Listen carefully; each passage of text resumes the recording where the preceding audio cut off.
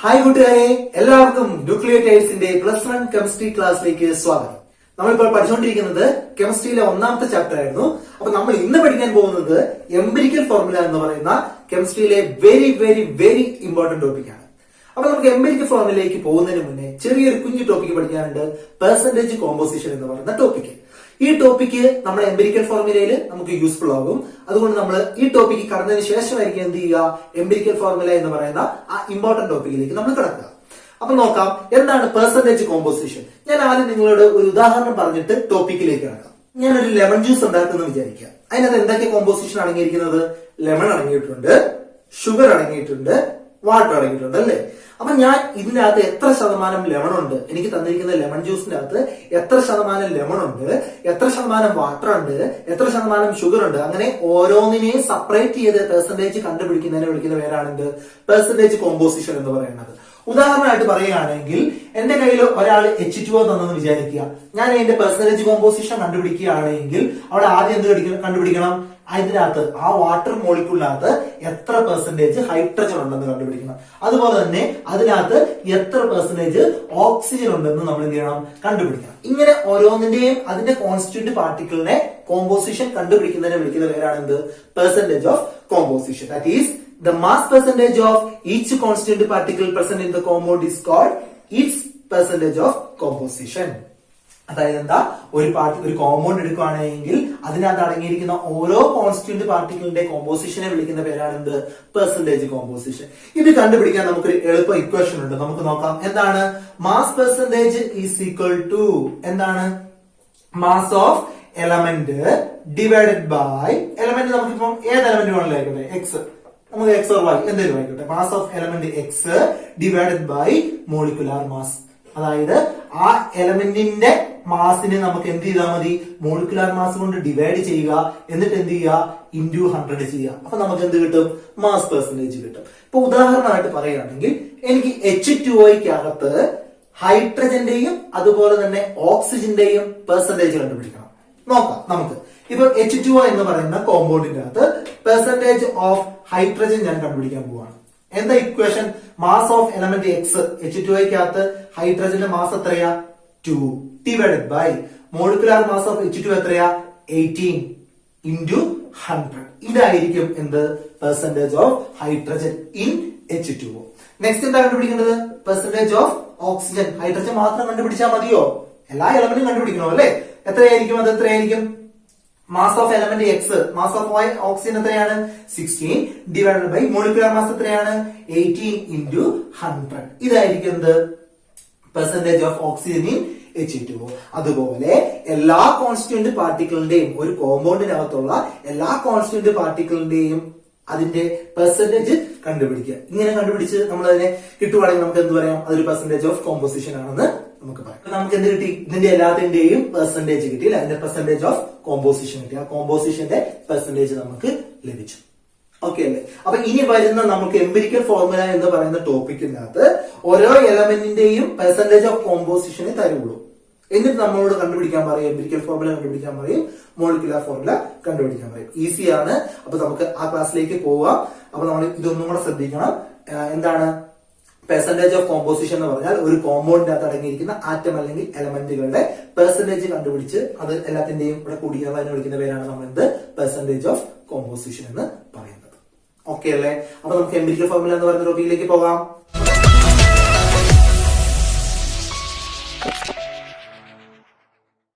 അപ്പൊ നമ്മൾ empirical formula എന്ന് പറയുന്ന ടോപ്പിക്കിലേക്ക് കടക്കാൻ പോകും കേട്ടോ. അപ്പൊ ശ്രദ്ധിച്ചിരിക്കണം, വളരെ ഇമ്പോർട്ടന്റ് ആണ്. അപ്പൊ എന്താ എംപിരിക്കൽ ഫോർമുല എന്ന് പറഞ്ഞാൽ? Empirical formula is defined as the simplest formula that it gives the ratio of atom present in the molecule. അതായത് ഏറ്റവും സിംപ്ലസ്റ്റ് ഫോർമുലയെ വിളിക്കുന്ന പേരാണ് എംപിരിക്കൽ ഫോർമുല. ഞാൻ കൂടുതൽ വിശദീകരിച്ച് പറയാം. ഇന്നിലേക്ക് നമുക്ക് ഡെഫിനിഷൻ നന്നായിട്ട് പഠിക്കാം. നോക്കൂ, എക്സാമ്പിൾ, ഇപ്പൊ ഗ്ലൂക്കോസ് ഞാൻ കൺസിഡർ ചെയ്യാണ് C6H12O6 എന്ന് പറയുന്നത് ഗ്ലൂക്കോസിന്റെ ഫോർമുലയാണ് കേട്ടോ. അതിനകത്ത് 6 നമ്പേഴ്സ് ഓഫ് കാർബൺ ഉണ്ട്, 12 നമ്പേഴ്സ് ഓഫ് ഹൈഡ്രജൻ ഉണ്ട്, 6 നമ്പേഴ്സ് ഓഫ് ഓക്സിജൻ ഉണ്ട്. അപ്പൊ അതിന്റെ റേഷ്യോ എന്ന് പറയുന്നത് 6:12:6 ആണ്. സിംപ്ലസ്റ്റ് ചെയ്യാണ് എന്ത് ചെയ്യും? 1:2:1 എന്ന് കിട്ടും. എന്ത് ചെയ്താൽ നമ്മളവിടെ ബോത്ത് ഡിവൈഡഡ് ബൈ 6 അല്ലെ. ഇവിടെ ഇങ്ങനെ ഒരു റേഷ്യോ കിട്ടി 1:2:6. അതായത് കാർബണിന്റെ എണ്ണം 1, ഹൈഡ്രജന്റെ എണ്ണം എത്രയാണ് 2, ഓക്സിജന്റെ എണ്ണം 1. അതായത് CH2O. നമ്മുടെ ഇവിടെ കിട്ടിയ ഈ ഗ്ലൂക്കോസിന്റെ ഈ ഫോർമുലേനെ ഞാൻ ചെറുതാക്കി എന്താക്കി എഴുതി? CH2O എന്നാക്കി മാറ്റി. ദാറ്റ് മീൻസ് ദ സിംപ്ലസ്റ്റ് ഫോർമുലയിലേക്ക് അതിനെ എന്ത് ചെയ്തു? കൺവേർട്ട് ചെയ്തു. ഈ സിംപ്ലസ്റ്റ് ഫോർമുലയെ വിളിക്കുന്ന പേരാണ് empirical formula. That means the empirical formula of glucose is CH2O. കിട്ടിയോ? അങ്ങനെയാണെങ്കിൽ വേറെ ക്വസ്റ്റ്യൻ, C2H6 നമ്മൾ പഠിച്ചത്. അതിന്റെ പേരെന്താ? മീഥൈൻ ആണോ ഈഥൈൻ ആണോ? ഈഥൈൻ ആണല്ലേ. ഈഥൈൻ ആണ്. നമുക്ക് അല്ലെങ്കിൽ എഴുതാം CH3 അത് തന്നെയല്ലേ C2H6 എന്ന് പറയുന്നത്. ഇതിന്റെ എംപിരിക്കൽ ഫോർമുല എങ്ങനെ എഴുതാം? അതിന്റെ റേഷ്യോ 2:6 ആണ്. നമുക്ക് രണ്ട് ഭാഗം 2 കൊണ്ട് ഡിവൈഡ് ചെയ്താൽ 1:3 എന്ന് കിട്ടും. ദാറ്റ് മീൻസ് CH3 എന്ന് കിട്ടും. C1H3. ഇതാണ് അതിന്റെ എംപിരിക്കൽ ഫോർമുല. ഏതിന്റെ? ഈഥൈന്റെ. അങ്ങനെ ഓരോന്നിന്റെയും സിംപ്ലസ്റ്റ് ഫോമിനെ വിളിക്കുന്ന പേരാണ് എംപിരിക്കൽ ഫോർമുല. അതെന്താ പറയുന്നത്? അതെന്താ നമുക്ക് തരുന്നത്? എന്താ? ഓരോ ആറ്റത്തിന്റെയും റേഷ്യോ തരുന്നു അല്ലെ. ഇവിടെ കാർബൺ 1 ആണ്, ഹൈഡ്രജൻ 2 ആണ്, ഓക്സിജൻ 1 ആണെന്നുള്ള റേഷ്യോ തരുന്നു. അങ്ങനെയാണെങ്കിൽ നമുക്ക് ഡെഫിനിഷൻ ഒന്നും കൂടെ കൺസിഡർ ചെയ്ത് എന്താണ്? The empirical formula is defined as the simplest formula അല്ലെ. എന്താണ്? സിംപ്ലസ്റ്റ് ഫോർമുല ദാറ്റ് ഗീവ്സ് എന്താ നമുക്ക് തരുന്നത്? Ratio of atom present in the compound. കിട്ടിയോ? അങ്ങനെയാണെങ്കിൽ ഇവിടെ രണ്ട് ഇക്വേഷൻ കൂടെ പഠിക്കണം. എന്താണ്? മോളിക്കുലാർ ഫോർമുല കണ്ടുപിടിക്കാനുള്ള ഒരു ഇക്വേഷൻ എന്താ? N into empirical formula. N into empirical formula. ഇവിടെ N എന്താണ്? N is equal to molecular mass divided by empirical formula mass. Empirical formula mass. ഈ രണ്ട് ഇക്വേഷനും ഇപ്പോൾ നിങ്ങൾ പഠിച്ചിരിക്കുക. ഇനി വരുന്ന കാൽക്കുലേഷനിലേക്ക് കടക്കുമ്പോൾ ഞാൻ എന്ത് ചെയ്യും? ഇതിന്റെ എക്സ്പ്ലനേഷൻ നിങ്ങൾക്ക് തരുന്നതായിരിക്കാം. അപ്പൊ എന്താണ് മോളിക്കുലാർ ഫോർമുല അല്ലെ? Molecular formula is equal to എന്താണ്? N into empirical formula. അവിടെ N എന്ന് പറഞ്ഞാൽ എന്താണ്? Molecular mass divided by empirical formula mass. Important ആണ്. ഇനി വരുന്ന ക്വസ്റ്റിനിലേക്ക് കടക്കുമ്പോൾ ഇത് നമുക്ക് അവിടെ യൂസ്ഫുൾ ആയിരിക്കും. അപ്പൊ ഒന്ന് ഓർത്തിരിക്കുക. അപ്പൊ നമുക്ക് ക്വസ്റ്റിനിലേക്ക് പോകാം. അതിനുശേഷം നമുക്ക് എന്ത് ചെയ്യാം? അതിന്റെ എക്സ്പ്രഷൻ തരാം കേട്ടോ. ഓക്കെ, വരും.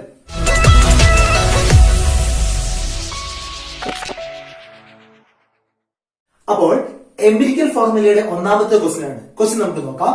An organic compound on investigation gave 52.2% carbon, 13% hydrogen and the rest oxygen. Find the empirical formula of the compound. എന്താ പറഞ്ഞിരിക്കുന്നത്?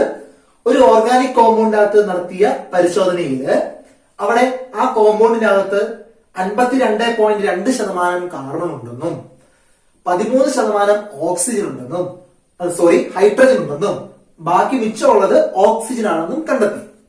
അങ്ങനെയാണെങ്കിൽ ആ കോമ്പൗണ്ടിന്റെ എംപിരിക്കൽ ഫോർമുല കണ്ടുപിടിക്കാനാണ് ക്വസ്റ്റ്യൻ. അപ്പൊ നമുക്കിവിടെ എന്താ തന്നിരിക്കുന്നത്? പെർസെന്റേജ് ഓഫ് കോമ്പോസിഷൻ തന്നിട്ടുണ്ട്. കുറച്ച് മുന്നേ നമ്മൾ പഠിച്ച ടോപ്പിക് എന്താ? Percentage of composition. ആ ഒരു കോമ്പൗണ്ടിൽ അടങ്ങുന്ന ഓരോ എലമെന്റിന്റെയും പെർസെന്റേജുകളെ നമ്മൾ എന്തെന്ന് വിളിച്ചായിരുന്നു? പെർസെന്റേജ് ഓഫ് കോമ്പോസിഷൻ എന്ന് വിളിച്ചിട്ടുണ്ടായിരുന്നു അല്ലെ. മാസ് പെർസെന്റേജ് എന്നൊക്കെ വിളിച്ചിട്ടുണ്ടായിരുന്നു. ഇനി നമുക്ക് നോക്കാം എങ്ങനെയാണ് ഇതിന്റെ എംപിരിക്കൽ ഫോർമുല കണ്ടുപിടിക്കുന്നത്. ഇവിടെ നമുക്ക് മനസ്സിലായിട്ടൊരു കാര്യമാണ്. ഇവിടെ 52.2% കാർബൺ ഉണ്ട്.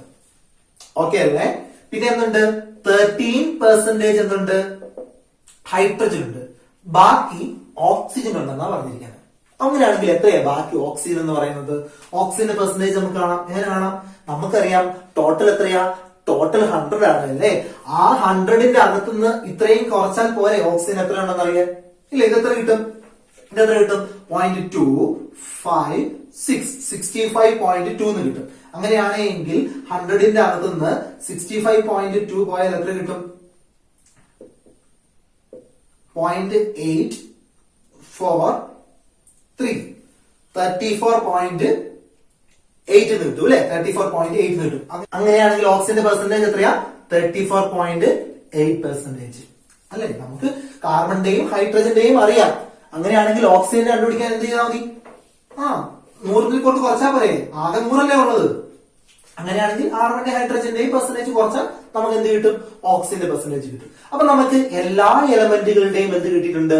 കോമ്പോസിഷൻ നമുക്ക് ഇവിടെ കിട്ടിയിട്ടുണ്ട് അല്ലെ. അപ്പൊ നമുക്ക് അതിന്റെ എംപിരിക്കൽ ഫോർമുല കണ്ടുപിടിക്കാം. നമ്മൾ ഇവിടെ ഒരു ടേബിൾ യൂസ് ചെയ്യാണ്. അപ്പോൾ ഇതാണ് നമ്മുടെ എംപിരിക്കൽ ഫോർമുല കണ്ടുപിടിക്കാനുള്ള table. Element, percentage, atomic mass, percentage divided by atomic mass, simplest atomic ratio, simplest whole number ratio. ഈ ടേബിൾ നമ്മൾ ഇനി കണ്ടുപിടിക്കാൻ പോകുന്ന എല്ലാ എംപിരിക്കൽ ഫോർമുലയുടെ കാൽക്കുലേഷൻ നമ്മൾ എന്ത് ചെയ്യുന്നുണ്ട്, യൂസ് ചെയ്യുന്നുണ്ട്. അപ്പൊ നമ്മൾ നിർബന്ധമായിട്ട് ഈ ടേബിള് പഠിച്ചിരിക്കണം. അപ്പൊ നമുക്ക് നോക്കാം. ഇവിടെ എലമെന്റ് ഏതൊക്കെയായിരുന്നു നമ്മൾ ഇച്ചിരി കണ്ടുപിടിച്ചായിരുന്നു അല്ലെ? Carbon, hydrogen, oxygen. അതിന്റെ ഓരോന്നിന്റെയും പെർസെന്റേജ്, ഓക്സിജന്റെ പെർസെന്റേജ് നമുക്ക് ബാക്കിയുള്ള ഓക്സിജൻ എന്ന് പറഞ്ഞപ്പോൾ 100ൽ നിന്ന് കുറച്ച് നമ്മൾ കണ്ടുപിടിച്ച് വെച്ചിട്ടുണ്ട്. അപ്പൊ ഇത്രയും നമുക്ക് കിട്ടിയ കാര്യമാണ്. ഇനി നമുക്ക് അടുത്ത ടേബിൾ നമുക്ക് ഫില്ല് ചെയ്യാം. നോക്കൂ, കാർബണിന്റെ അറ്റോമിക് മാസ് എത്രയാണ്? കാർബണിന്റെ അറ്റോമിക് മാസ് 12 ആണ് അല്ലെ? അതുപോലെ ഹൈഡ്രജൻ എത്രയാണ്? 1 ആണ്. ഓക്സിജൻ എത്രയാണ്? അറ്റോമിക് മാസ് 16 ആണ്. ഇനി അടുത്തതിലേക്ക് പോവുകയാണെങ്കിൽ നോക്കൂ, percentage divided by atomic mass. അതായത് ഇവിടെ 52.2 divided by 12 percentage divided by atomic mass. ഇവിടെ എത്രയാണ്? 13 ഡിവൈഡഡ് ബൈ 1. ഇവിടെ എത്രയാണ്? 34.8 ഡിവൈഡഡ് ബൈ 16. ഇതിന്റെ ഓരോന്നിന്റെയും ആൻസർ നമുക്ക് കാൽക്കുലേറ്റർ ഉപയോഗിച്ച് കണ്ടുപിടിക്കാം. 52.2 ഡിവൈഡഡ് ബൈ 12 എന്ന് പറഞ്ഞിട്ടുണ്ടെങ്കിൽ 4.35. 13 ഡിവൈഡഡ് ബൈ 1 എത്രയാണ്? 13 തന്നെയാണ്. അടുത്തത് 34.8 ഡിവൈഡഡ് ബൈ 16 എന്ന് പറഞ്ഞിട്ടുണ്ടെങ്കിൽ 2.175 എന്ന് കിട്ടും. അപ്പൊ ഇങ്ങനെ ഒരു ആൻസർ കിട്ടി. ഏത്? Percentage divided by atomic mass. അപ്പം ആദ്യം നമ്മൾ അതിന്റെ പെർസെന്റേജ് കണ്ടുപിടിച്ച് എഴുതി. 2 ഇവിടെ ഉണ്ടായിരുന്നു. മിച്ചം വന്ന ഓക്സിജന്റെ കണ്ടുപിടിച്ചു. അതിനുശേഷം ഓരോന്നിന്റെയും അറ്റോമിക് മാസ് എഴുതി. Then percentage divided by atomic mass എഴുതി. ഇനി നമ്മുടെ അടുത്ത ലക്ഷ്യം എന്താ? സിംപ്ലസ്റ്റ് അറ്റോമിക് റേഷ്യോ എഴുതുക. എങ്ങനെയാ സിംപ്ലസ്റ്റ് അറ്റോമിക് റേഷ്യോ എഴുതുക? ഈ കിട്ടിയിരിക്കുന്ന 3 വാല്യൂകളിൽ ഏറ്റവും ചെറുത് ഏതാണോ, ഇവിടെ ഏറ്റവും ചെറുത് ഏതാ? 2.175. അതുകൊണ്ട് എന്ത് ചെയ്യുക? ഈ 3നെയും ഡിവൈഡ് ചെയ്യുക. എക്സാമ്പിൾ പറയുകയാണെങ്കിൽ 4.35 ഡിവൈഡഡ് ബൈ 2.175. അടുത്ത എന്താണ്? 13 divided by 2.175. Last is 2.175 divided by 2.175. ഇവിടെ കിട്ടിയിരിക്കുന്ന ഈ ഒരു ബോക്സിൽ കിട്ടിയിരിക്കുന്ന ഏറ്റവും ലീസ്റ്റ് വാല്യൂ കൊണ്ട് എന്ത് ചെയ്യുക? എല്ലാത്തിനെയും നമ്മൾ എന്ത് ചെയ്യുക? ഡിവൈഡ് ചെയ്യുക. അപ്പോൾ നമുക്ക് കിട്ടുന്ന വാല്യൂ നമുക്ക് നോക്കാം. 4.35 divided by 2.175 is equal to എത്രയാണ്? 2 ആണ്. അടുത്തത് 13 ഡിവൈഡഡ് ബൈ 2.175 എത്ര ആൻസർ കിട്ടി? 5.97 എന്ന് കിട്ടി. നെക്സ്റ്റ് നമുക്കറിയാം 2.175 ഡിവൈഡ് ബൈ 2.175 എത്രയായിരിക്കും? 1 ആയിരിക്കും അല്ലേ? അപ്പൊ നമുക്ക് ഇവിടെ സിംപ്ലസ്റ്റ് അറ്റോമിക് റേഷ്യോ കിട്ടി. എങ്ങനെ? 2 എന്ന് കിട്ടി, 5.97 എന്ന് കിട്ടി, 1 എന്ന് കിട്ടി.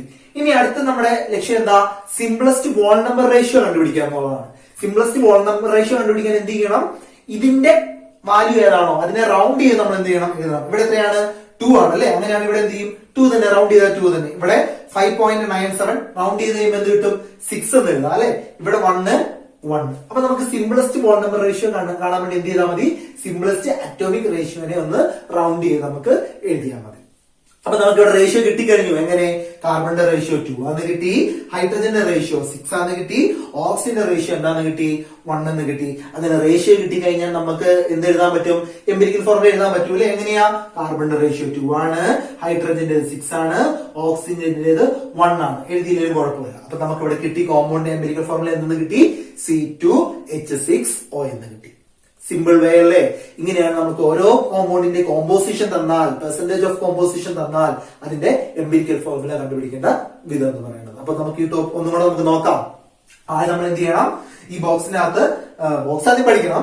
ബോക്സിനകത്ത് എന്ത് ചെയ്യണം? ഓരോ എലമെന്റുകളും തന്നിരിക്കുന്ന ഓരോ എലമെന്റുകളും എഴുതണം. ഇവിടെ കാർബൺ, ഹൈഡ്രജൻ, ഓക്സിജൻ, അതിന്റെ പെർസെന്റേജും എഴുതണം. കാർബണിന്റെ ഇത്, ഓക്സിജൻ ഇത്, ഹൈഡ്രജന്റെ ഇത്, ഓക്സിജന്റെ ബാക്കി വരുന്നത്, അതായത് 100ൽ നിന്ന് ഇത് കുറച്ച് നമ്മളിവിടെ എഴുതി. ദെൻ അതിന്റെ എല്ലാത്തിന്റെയും അറ്റോമിക് മാസ് എഴുതി. കാർബണിന്റെ 12, ഹൈഡ്രജന്റെ 1, ഓക്സിജന്റെ 16. ദെൻ എന്ത് ചെയ്യണം? Percentage divided by atomic mass കാണണം. ഇനി അടുത്ത ലക്ഷ്യം സിംപ്ലസ്റ്റ് അറ്റോമിക് റേഷ്യോ കാണാൻ ഈ കിട്ടിയിരിക്കുന്ന ഓരോ വാല്യൂവിൽ നിന്ന് ഏറ്റവും ചെറിയ വാല്യൂ ഏതാണോ ആ വാല്യൂ എടുത്തിട്ട് ഇതിന് ഓരോന്നിനെയും എന്ത് ചെയ്യണം? ഡിവൈഡ് ചെയ്യണം. ഇനി എന്നിട്ട് കിട്ടുന്ന വാല്യൂവിനെ നമ്മൾ എന്ത് ചെയ്യണം? ഒന്ന് റൗണ്ട് ചെയ്ത് എഴുതണം. അതായിരിക്കും എന്തെന്ന് പറയുന്നത്? ഈ കാർബണിന്റെയും ഹൈഡ്രജന്റെയും ഓക്സിജന്റെയും, അതായത് ഇവിടെ കിട്ടുന്ന എലമെന്റുകളുടെ റേഷ്യോ എന്ന് പറയുന്നത്. അത് ഉപയോഗിച്ച് നമുക്ക് എന്ത് എഴുതാൻ പറ്റും? എംപിരിക്കൽ ഫോർമുല എഴുതാൻ പറ്റും. അപ്പൊ ഇനി നമുക്ക് ഓരോ വരുന്ന കാൽക്കുലേഷനിലും ഇതേ മെത്തേഡ് തന്നെയായിരിക്കും യൂസ് ചെയ്യുക, ഇതേ സ്റ്റെപ്പ് ആയിരിക്കും. കുറച്ച് ഡിഫറൻസ് ഒക്കെ കാണും. നമ്മൾ കുറച്ച് മുന്നേ മാറ്റി വെച്ചിട്ടില്ലേ രണ്ട് ഫോർമുലാസ് ഒക്കെ, അതൊക്കെ നമ്മൾ യൂസ് ചെയ്തുകൊണ്ട് ഒരു ക്വസ്റ്റ്യൻ വരുന്നുണ്ട്. അപ്പൊ നമുക്കത് നോക്കാം. ഓക്കെ, അപ്പൊ ഇത് മനസ്സിലായെന്ന് വിചാരിക്കുന്നു. മനസ്സിലായല്ലോ അല്ലെ? ഓക്കെ, അപ്പൊ നെക്സ്റ്റ് ക്വസ്റ്റിലേക്ക് നമുക്ക് പോകാം.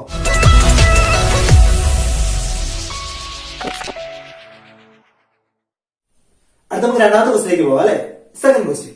From the following composition of elements of an organic compound, find the molecular formula of the compound. The molecular mass of compound is 60 gram, carbon is equal to 80%, hydrogen is equal to 20%. ഇവിടെ എന്താ പറഞ്ഞിരിക്കുന്നത്? ഒരു organic compound തന്നിട്ടുണ്ട്, അതിന്റെ molecular formula കണ്ടുപിടിക്കാനാണ് പറഞ്ഞിരിക്കുന്നത്. അവിടെ composition തന്നിട്ടുണ്ട് അല്ലെ, പെർസെന്റേജ് കോമ്പോസിഷൻ തന്നിട്ടുണ്ട്, 80 എന്നും 20 എന്നും തന്നിട്ടുണ്ട്. ഒരു ഹിന്റും കൂടെ പറഞ്ഞിട്ടുണ്ട്, molecular mass of compound is 60%. അപ്പൊ ആദ്യം നമുക്ക് എന്ത് ചെയ്യാം? എംപിരിക്കൽ ഫോർമുല കണ്ടുപിടിക്കാം. ക്വസ്റ്റ്യൻ ശ്രദ്ധിക്കണം, എംപിരിക്കൽ ഫോർമുല കണ്ടുപിടിക്കാനല്ല ക്വസ്റ്റ്യൻ, മോളിക്കുലാർ ഫോർമുല കണ്ടുപിടിക്കാനാണ് ക്വസ്റ്റ്യൻ. ഓക്കെ, അപ്പൊ നമ്മൾ നേരെ പുറകോട്ട് പോവാണ്. നമ്മുടെ ക്ലാസ്സിൽ ഒരു ഇക്വേഷൻ പറഞ്ഞിട്ടുണ്ട്. എന്താണെന്ന് പറഞ്ഞിരിക്കുന്നത്? Molecular formula is equal to n into empirical formula അല്ലെ? Empirical formula. അങ്ങനെയാണ് നമ്മൾ ആദ്യം എന്ത് കണ്ടുപിടിക്കണം?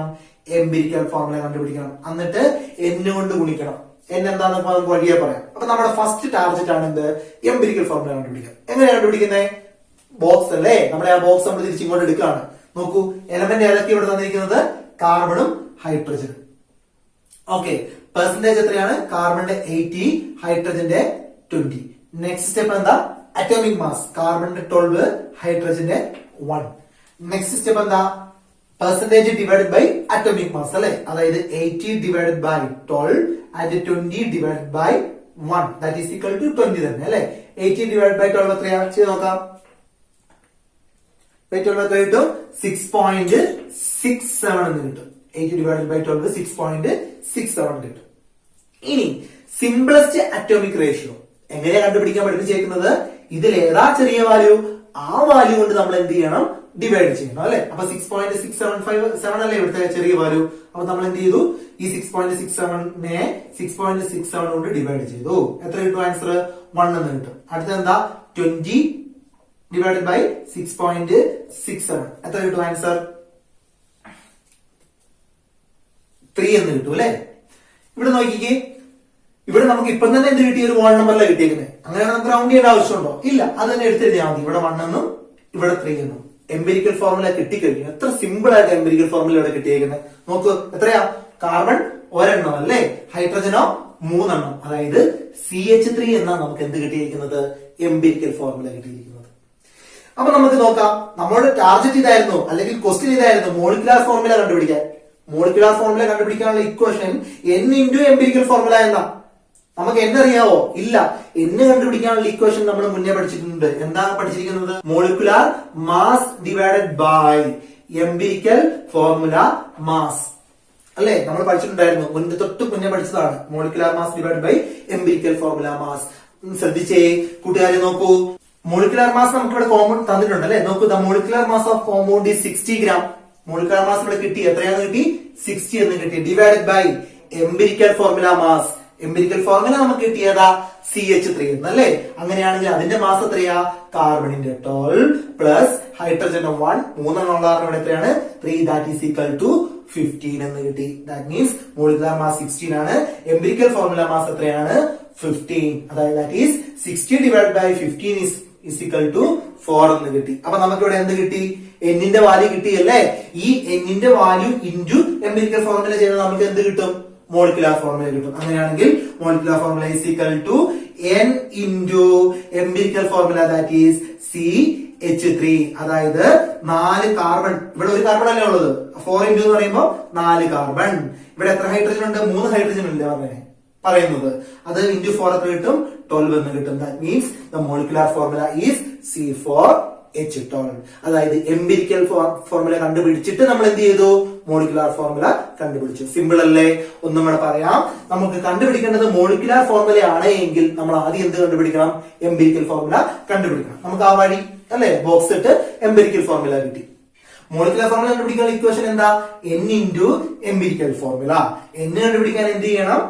Molecular mass divided by empirical formula mass. Molecular mass നമുക്ക് എപ്പോഴും എന്ത് ചെയ്തിരിക്കും, നമുക്ക് തന്നിട്ടുണ്ടാവും കേട്ടോ ഹിന്റിന്റെ അകത്ത്. അത് ഡിവൈഡഡ് ബൈ നമ്മൾ കണ്ടുപിടിച്ച എംപിരിക്കൽ ഫോർമുലയുടെ മാസ് കിട്ടുമ്പോൾ നമുക്ക് എന്ത് കിട്ടും, n കിട്ടും. അത് ഇൻറ്റു കണ്ടുപിടിച്ച എംപിരിക്കൽ ഫോർമുല ചെയ്യുമ്പോൾ നമുക്ക് എന്ത് കിട്ടും, മോളിക്കുലാർ ഫോർമുല കിട്ടും. അപ്പോൾ എംപിരിക്കൽ ഫോർമുല എന്ന് പറയുന്ന ഈ ടോപ്പിക്ക് നമ്മൾ വളരെ സിമ്പിൾ ആയിട്ട് പഠിച്ചു. അപ്പൊ ഇനി വരുന്ന ടോപ്പിക്കുകളെല്ലാം നമ്മൾ ഇതുപോലെ നല്ല മനോഹരമായിട്ട് സിമ്പിൾ ആയിട്ടുള്ള രീതിയിൽ പഠിക്കും. അപ്പം ഇനി വരുന്ന ക്ലാസ്സിൽ നമുക്ക് കാണുമ്പോഴേക്കും നന്ദി.